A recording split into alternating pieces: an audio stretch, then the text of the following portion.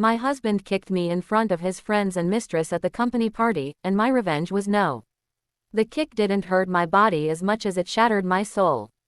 It happened so fast. One second I was quietly standing beside my husband at his company's annual party, and the next, I was on the polished marble floor, heels slipping, heart racing. The room fell silent for a moment, every eye on me, before the whispers began. His friends smirked, some awkwardly turned away, but the loudest sound was the laughter of the woman clinging to his arm, his mistress. That night, in front of everyone, my husband not only humiliated me but also showed me where I stood in his world, beneath his pride, beneath his ego, beneath the woman he chose to flaunt in public. I had known for months about her. The late nights, the cold shoulders, the way he smelled of a perfume that wasn't mine, it was all there, like a dagger constantly grazing my skin. But I stayed. I told myself I was protecting our marriage, protecting the life we built together. And maybe, if I'm honest, I was protecting my own fear of starting over. That night, though, when his foot connected with my leg because I dared to question why she was there, I realized I wasn't protecting a marriage. I was protecting his lies.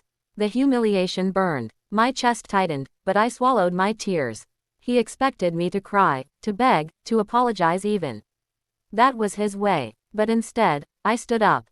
My knees wobbled, but my resolve didn't. I looked straight at him, at the woman with the painted lips beside him, and at the circle of his colleagues who were waiting for me to crumble. My lips curved into the faintest smile, though inside I was breaking. And in that moment, I decided, my revenge would not be a fight, a slap, or a scream. It would be one simple, powerful word, number. In the days after the party, he tried to sweep it under the rug. He came home with expensive gifts, shallow apologies, and a tone that suggested I should be grateful he still bothered with me. But when he reached for me that night in bed, I whispered, no. When he asked me to host a dinner for his colleagues, to play the perfect wife again, I said, no. And when he sneered, demanding I sign documents to take on debts he had hidden in my name, I looked at him with a calm I never thought I had and said, no. Every no was a crack in the foundation of his control. At first, he raged. He shouted, slammed doors, accused me of ruining everything. But then he realized I wasn't the same woman who used to flinch at his anger.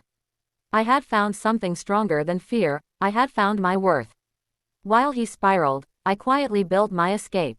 I met with a lawyer in secret, gathered evidence of his infidelity and abuse, and slowly transferred my savings into an account he didn't know existed.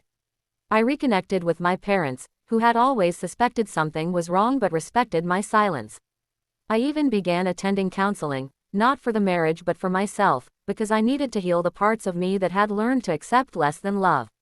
The final straw came when he announced in front of his mistress and friends that he was filing for divorce, thinking it would embarrass me the way he did at the party. But this time, I was ready. I stood tall, looked him in the eyes, and said calmly, no, you don't get to leave me. I'm leaving you. And then I handed him the divorce papers I had prepared weeks earlier. His face paled, the room erupted in murmurs, and for the first time, he realized he had lost control. Walking away wasn't easy. There were nights I cried, mornings I doubted myself, and days I feared the unknown future. But every time those fears tried to chain me, I reminded myself of that one word that saved me, no. No to humiliation, no to abuse, no to being treated like an accessory in someone else's life. Months later, I stood in my own apartment, surrounded not by luxury but by peace.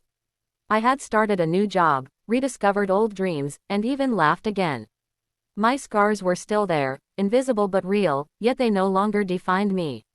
What defined me was the courage to say no, and the strength to walk away. And if there's one thing I want every woman listening to my story to remember, it's this: love should never make you feel small. Marriage should never demand your silence.